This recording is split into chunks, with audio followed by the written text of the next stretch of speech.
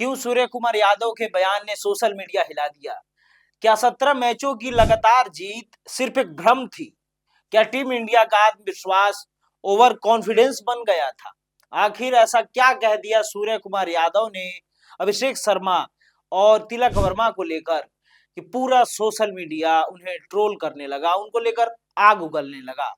लोग क्यों लिख रहे हैं अच्छा हुआ भारत का घमंड टूट गया? क्या सच में ये घमंड था या बस एक खराब दिन? 17 मैच लगातार 17 जीत, फिर अचानक अफ्रीका के सामने ध्वस्त। क्या विरोधियों ने भारत का फॉर्मूला पढ़ लिया? क्या रणनीति बेनकाब हो चुकी है? और तभी वेस्ट इंडीज बनाम जिम्बाब्वे, जिसमें वेस्ट इंडीज ने बनाए 254 रन। इतना बड़ा स्कोर, इतना बड़ा नेट रन रेट, और क्या इस एक मैच ने भारत की राह मुश्किल कर दी है? क्या अफगानित भावनाओं पर भारी पड़ने वाला है? नेट रन रेट का ये खेल भारत के लिए किस तरीके का जाल है? और पाकिस्तान में भारत की हार पर कैसी चर्चा है? क्या पड़ोसी फिर वही पुरानी कहानी दोहरा रहे हैं? और सबसे बड़ा सवाल ये है कि क्या टीम इंडिया दबाव में टूट जाएगी या मुश्किलों से निकलकर फिर खड़ी होगी? क्या अभी भी रास्ता बचा है फाइनल तक?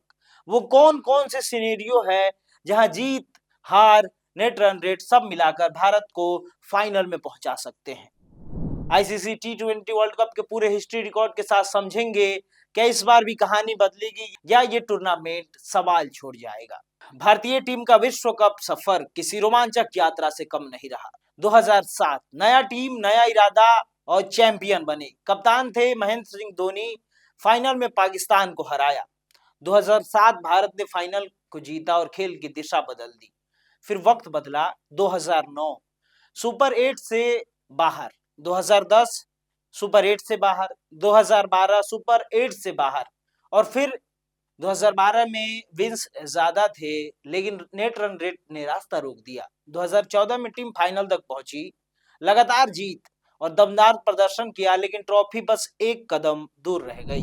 2016 में अपने घर में सेमीफाइनल तक का सफर और फिर ठहराव। 2021 में सबसे बड़ा झटका, ग्रुप स्टेज से ही बाहर हो गए। 2022 में वापसी, सेमीफाइनल तक पहुंचकर फिर हार, और फिर आया 2024 अजय अभियान। हर मैच में आत्मविश्वास दिखा, हर मैच में नियंत्रण, और भारत फिर विश्व चैंपियन बन गया था। अब है 2026, लेकिन 2026 संकट में दिखता नजर आ रहा है। तो सवाल यह है, क्या इतिहास खुद को दोहरा रहा है? ICC T20 world cup Bharat मैदान में उतरा डिफेंडिंग चैंपियन के तौर पर, पीठ पर 2 सितारे, साथ में 2024 की अजय यादें। विज्ञापनों में आवाज गूंज रही थी, हिस्ट्री रिपीट करेंगे, हिस्ट्री डिफीट करेंगे। लेकिन आंकड़े इस बार कहानी को आसान नहीं बना रहे। लगातार जीतों का सिलसिला टूटा, टॉप ऑर्डर की औसत गिरकर दबाव में आई, पावर प्ले में रन रेट अपेक्षा से कम हो गए, मध्य क्रम पर जरूरत से ज्यादा निर्भरता दिखी, पॉइंट टेबल्स कसी हुई, नेट रन रेट का गणित अहम हो गया। एक बड़ी जीत आपको ऊपर ले जा सकती है और एक हार सीधे किनारे धकेल सकती है। डिफेंडिंग चैंपियन होना सम्मान भी है और बोझ भी। 2026 का यह विश्व कप अब सिर्फ एक टूर्नामेंट नहीं रहा, यह उस विरासत की परीक्षा है जो 2007 में शुरू हुई थी और 2024 में चमकी थी। अब देखना यह है, क्या भारत दबाव में बिखरेगा या वही टीम बनेगा जो इतिहास को फिर अपनी तरफ मोड़ देती है। आज हम हर सवाल का जवाब देंगे, हर गणित समझाएंगे, हर संभावना खोलेंगे, क्योंकि ये सिर्फ क्रिकेट नहीं है, ये भरोसे की परीक्षा है। प्री मैच कॉन्फ्रेंस में जब एक पत्रकार ने भारतीय कप्तान सूर्य कुमार यादव से पूछा कि टीम की शुरुआत अच्छी नहीं हो रही, तो क्या संजू सैमसन को मौका दिया जा सकता है, तो उन्होंने मुस्कुराते हुए जवाब दिया, मतलब आप बोल रहे हो कि मैं अभिषेक की जगह खिला दूं, तिलक की जगह किसी और को खिला दूं? और फिर हल्का सा हंस पड़े। उस वक्त उन्हें सामान्य मजाक समझा गया, लेकिन मैच के बाद हालात बदल गए जब अभिषेक शर्मा और तिलक वर्मा दोनों बड़े मैच में फ्लॉप हुए। सोशल मीडिया ने उसी बयान को पकड़ लिया। अब देखते हैं कि एक्स और अन्य प्लेटफॉर्म पर किस तरह की ट्रोलिंग और मीम्स ट्रेंड कर रहे हैं। सबसे ज्यादा चल रहा है हंसी वाला क्लिप। लोग प्रेस कॉन्फ्रेंस का छोटा वीडियो क्लिप शेयर कर रहे हैं और उसके साथ लिख रहे हैं, कॉन्फिडेंस है या ओवर कॉन्फिडेंस? कई पोस्ट में स्क्रीनशॉट के साथ कैप्शन डाला गया, अब बोलो किसको खिलाना था। एक मीम फॉर्मेट वायरल हुआ जिसमें ऊपर प्रेस कॉन्फ्रेंस की हंसी वाली फोटो और नीचे स्कोर बोर्ड 0015 और कैप्शन सिलेक्शन जोक बन गया। कुछ यूजर्स ने लिखा, कैप्टन को मीडिया में हल्का टोन नहीं लेना चाहिए जब टीम स्ट्रगल कर रही हो। कई क्रिकेट एनालिसिस पेज ने तकनीकी एंगल में लिखा, टॉप ऑर्डर का रिपीटेड कोलैप्स सीरियस इशू है और प्रेस में डिफेंसिवनेस नहीं, क्लैरिटी चाहिए। कुछ पोस्ट सीधे तौर पर कह रहे हैं ये एरोगेंस नहीं होता तो जवाब अलग होता। हालांकि सभी प्रतिक्रिया नकारात्मक नहीं है। कुछ क्रिकेट फैंस और विशेषज्ञों ने लिखा है कि प्रेस कॉन्फ्रेंस में हल्का माहौल बनाना सामान्य है, उसे संदर्भ से काटकर पेश किया जा रहा है। संजू सैमसंग के फैन पेजों पर भी ट्रेंड दिखा, जस्टिस फॉर संजू, लेकिन ये ज्यादा भावनात्मक समर्थन था। आधिकारिक क्रिकेट तर्क से ज्यादा फैन बेस प्रतिक्रिया दिखी।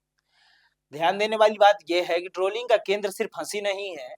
असल मुद्दा टीम की शुरुआत, लगातार खराब पावर प्ले और दबाव में शॉट चयन को लेकर है। सोशल मीडिया का नैरेटिव फिलहाल 3 हिस्सों में बटा हुआ है। पहला, कप्तान को प्रेस में ज्यादा संतुलित होना चाहिए था। दूसरा, असली समस्या बल्लेबाजी का पैटर्न है, बयान नहीं। तीसरा, एक मैच के आधार पर कप्तान को घमंडी कहना अतिशयोक्ति है। कुछ मिलाकर बयान अपने आप में विवादित नहीं था, लेकिन टाइमिंग गलत साबित हुई और जब प्रदर्शन गिरता है तो मुस्कान भी सवाल बन जाती है। अब कहानी बयान की नहीं, अगले मैच की है। अगर टॉप ऑर्डर चला तो यही क्लिप गायब हो जाएगी, अगर फिर नहीं चला तो यही क्लिप बार बार चलेगी। यही सोशल मीडिया का चक्र है। और T20 वर्ल्ड कप 2026 की बात करें तो क्या इन सभी का जवाब देते हुए सेमीफाइनल में टीम इंडिया पहुंच सकती है? सबसे पहले इंडिया के फाइनल में पहुंचने की राह में रोरा बनकर पहले आया साउथ अफ्रीका और फिर मुंबई के वानखेड़े स्टेडियम में वेस्ट इंडीज। सोमवार की रात छक्कों की बारिश, चौकों की गूंज, वेस्ट इंडीज ने 20 ओवर में 254 रन बनाए। T20 इतिहास का दूसरा सबसे बड़ा स्कोर। और इससे पहले 2007 में श्रीलंका ने 260 रन बनाए थे। लेकिन सवाल ये है, 254 रन भारत के लिए खतरा क्यों है? क्योंकि सुपर 8 के ग्रुप में भारत, दक्षिण अफ्रीका, वेस्ट इंडीज और जिम्बाब्वे है। और इस वक्त टेबल देखिए, वेस्ट इंडीज का नेट रन रेट +5.35 है, दक्षिण अफ्रीका का +3.80 है, भारत का -3.80 है, वहीं जिम्बाब्वे का -5.35 है। अब सोचिए, अगर 3 टीमों के 2-2 जीत हो जाते हैं तो फैसला नेट रन रेट करेगा। अब यहां भारत बहुत पीछे है। ICC men's T20 world cup 2026 के सुपर 8 मुकाबलों के बाद टीम इंडिया की राह मुश्किल हो गई है। 76 रन की बड़ी हार के बाद अब सेमीफाइनल की दौड़ पूरी तरह समीकरणों पर टिकी है। अहमदाबाद में south Africa national cricket team ने भारत को हराया, जिससे भारत का नेट रन रेट गिरकर -3.800 हो गया और यही सबसे बड़ी चिंता है। ग्रुप में 4 टीमें हैं, south Africa, West Indies, India और जिम्बाब्वे। अब आइए आपको बताते हैं कि भारत इन सभी के बीच कैसे कर सकता है क्वालिफाई। भारत को अपने दोनों बचे हुए मैच जीतने होंगे, वेस्ट इंडीज के खिलाफ एक जीत और जिम्बाब्वे के खिलाफ जीत। और अगर भारत दोनों मैच जीत लेता है तो उसके 4 अंक हो जाएंगे। लेकिन कहानी यही खत्म नहीं होती। अगर दक्षिण अफ्रीका भी अपने दोनों मैच जीत लेता है तो भारत सीधे 4 अंकों के साथ क्वालिफाई कर सकता है। लेकिन अगर दक्षिण अफ्रीका एक मैच हार जाता है तो 3 टीमें 4-4 अंकों पर आ सकती है और तब फैसला होगा नेट रन रेट से। और यही भारत की सबसे बड़ी परेशानी है, क्योंकि नेट रन रेट काफी नेगेटिव है। अगर भारत एक मैच हार जाता है और भारत केवल एक ही मैच जीतता है तो सेमीफाइनल की उम्मीद लगभग खत्म मानी जाएगी। ऐसी स्थिति में बाकी टीमों के नतीजों पर पूरी तरह निर्भर होना पड़ेगा और नेट रन रेट का चमत्कार चाहिए होगा, जो व्यवहारिक रूप से काफी मुश्किल है। और मौजूदा स्थिति की बात करें तो वेस्ट इंडीज ने जिम्बाब्वे को बड़ी जीत से हराकर अपना नेट रन रेट मजबूत कर लिया है और दक्षिण अफ्रीका का तो नेट रन रेट पहले से ही बेहतर है। मतलब सिर्फ जीत काफी नहीं होगी, भारत को बड़े अंतर से जीत कर दर्ज करनी होगी, कम से कम 50 से 60 रन से या फिर 7 से 8 विकेट से। भारत के लिए सबसे सुरक्षित फार्मूला की बात करें तो दोनों मैच जीतना अनिवार्य और कम से कम एक मैच बड़ी जीत से जीतना होगा। उम्मीद करनी होगी कि बाकी मुकाबलों के नतीजे भारत के पक्ष में आए। अब भारत की हार के बाद आइए जानते हैं कि पाकिस्तान में क्या चर्चा है। पूर्व पाकिस्तानी तेज गेंदबाज मोहम्मद आमिर इस टूर्नामेंट के भारत पाक मैच से पहले अभिषेक शर्मा को स्लॉगर कहकर बहस छेड़ दिया था उन्होंने। जियो न्यूज के कार्यक्रम में उन्होंने साफ कहा था, अभिषेक प्रॉपर बल्लेबाज नहीं है, स्लॉगर है। आमिर का तर्क तकनीक को लेकर था। उनका कहना था कि अभिषेक गेंद की लाइन में आकर नहीं खेलते बल्कि बल्ला घुमाते हैं। फ्लैट पिचों पर यह तरीका चल सकता है, लेकिन दक्षिण अफ्रीका, इंग्लैंड और ऑस्ट्रेलिया जैसी बाउंसी पिचों पर असली परीक्षा होगी। उन्होंने यहां तक कह दिया कि जब तक वो वहां सफल नहीं होते उन्हें पूरा बल्लेबाज नहीं माना जा सकता। मैच के बाद भी आमिर अपने बयान पर कायम रहे। उन्होंने कहा, जब भारत अच्छा खेलता है तो हम अच्छा बोलते हैं, लेकिन वहां से हमें गालियां मिलती है। दक्षिण अफ्रीका बेहतर साइड थी। यह बयान उस समय आया जब अभिषेक शर्मा टूर्नामेंट में लगातार 3 मैचों में 0 पर आउट हो चुके थे। चौथे मैच में उनसे बड़ी पारी की उम्मीद थी, लेकिन वो सिर्फ 15 रन बनाकर आउट हो गए। आलोचकों को जैसे मौका मिल गया। हालांकि उसी कार्यक्रम में अहमद शहजाद ने अलग राय रखी। उन्होंने कहा कि वो अभिषेक को एक अच्छा बल्लेबाज मानते हैं और इतनी जल्दी फैसला देना ठीक नहीं। मैच के बाद मोहम्मद यूसुफ ने एक्स पर आमिर पर ही तंज कस दिया। उन्होंने लिखा कि पहले मैदान पर भारतीय टीम की हालत खराब की और अब स्टूडियो से कर रहे हो, उन्हें थोड़ा सांस तो लेने दो। साथ ही उन्होंने दक्षिण अफ्रीका की तारीफ की कि टॉप ऑर्डर के ना चलने पर लोअर ऑर्डर और गेंदबाजों ने कमाल किया। वहीं शोएब अख्तर ने कहा कि सिर्फ स्लॉग शॉट से बड़े टूर्नामेंट नहीं जीते जाते, इनिंग्स बनानी पड़ती है, अनुशासन जरूरी है और भारत को मिलर और स्टब्स जैसी पारियों से सीखना चाहिए। आमिर ने तो यहां तक भविष्यवाणी कर दी थी कि भारतीय टीम इस टूर्नामेंट के सेमीफाइनल में नहीं पहुंचेगी। अब मामला सिर्फ एक खिलाड़ी की फॉर्म का नहीं रहा, यह बहस तकनीक, मानसिकता और बड़े मैचों के दबाव तक पहुंच चुकी है। आलोचना भी है और समर्थन भी। असली जवाब अब बयान से नहीं, बल्ले से आएगा। और टीम इंडिया अभी भी दौड़ में है, लेकिन अब सिर्फ प्रदर्शन ही नहीं, किस्मत भी साथ होनी चाहिए। एक बड़ी हार ने पूरा समीकरण बदल दिया है। अब पूरा ध्यान अगले आने वाले 2 मैच पे होंगे और भारत के सामने 2 रास्ते खड़े हैं। अगला मुकाबला जिम्बाब्वे नेशनल क्रिकेट टीम। कागज पर देखे तो मैच आसान लगता है, लेकिन वर्ल्ड कप में आसान शब्द सबसे खतरनाक होता है। जिम्बाब्वे वो टीम है जिनके पास खोने के लिए कुछ नहीं होता और ऐसी टीमें अक्सर इतिहास लिख देती है। अगर भारत ने शुरुआत में 2 विकेट खो दिए, अगर रन गति थमी, तो यही मैच फंस सकता है। लेकिन अगर भारत ने पावर प्ले में दबाव बनाया, स्पिन से मिडिल ओवर्स जकड़े और 40-50 रन से जीत दर्ज की, तो सिर्फ 2 अंक नहीं मिलेंगे, मिलेगा आत्मविश्वास और नेट रन रेट का सहारा। और फिर आता है असली इम्तिहान, दूसरा मुकाबला वेस्ट इंडीज क्रिकेट टीम से। एक ऐसी टीम जो 250 रन बनाकर बता चुकी है कि वो किसी को भी हिला सकती है।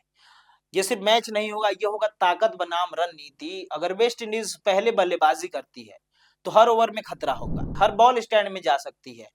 और अगर भारत पहले बल्लेबाजी करता है तो 190 शायद कम पड़े, 200 भी सुरक्षित नहीं।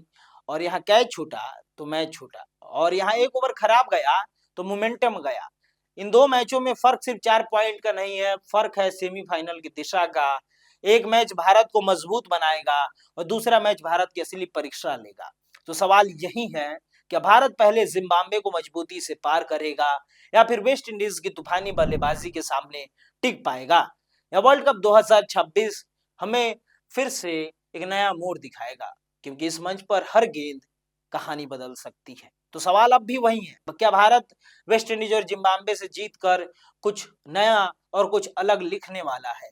क्रिकेट सिर्फ बैट और बॉल का खेल नहीं, ये रणनीति का खेल है, ये धैर्य का खेल है और सबसे बढ़कर समय पर संभल जाने का खेल है। आज नेट रन रेट भारत के खिलाफ खड़ा है, आज समीकरण जटिल है, आज दुआओं की भी जरूरत है और दमदार प्रदर्शन की भी। लेकिन याद रखिए, टीम वही चैंपियन बनती है जो दबाव में टूटती नहीं बल्कि निखरती है। क्या भारत वापसी करेगा? क्या वेस्ट इंडीज की आंधी को रोका जा सकेगा? क्या सेमीफाइनल की राह भी खुली है? इन सारे सवालों के जवाब मिलेंगे मैदान पर और हम आपको हर अपडेट देंगे सबसे पहले। मैं हूं प्रकाश और आप देख रहे हैं नेक्स्ट 10 ब्रॉडकास्ट की ये स्पेशल स्पोर्ट्स कनेक्ट। और अगर आपको ये विश्लेषण पसंद आया हो तो वीडियो को लाइक कीजिए, शेयर कीजिए और वीडियो के नीचे दिए गए हाई बटन को दबाना ना भूले। और वीडियो की जानकारी आपको कैसी लगी है, टीम इंडिया से आपकी कैसी उम्मीदें हैं, कमेंट सेक्शन में बताना ना भूले। धन्यवाद।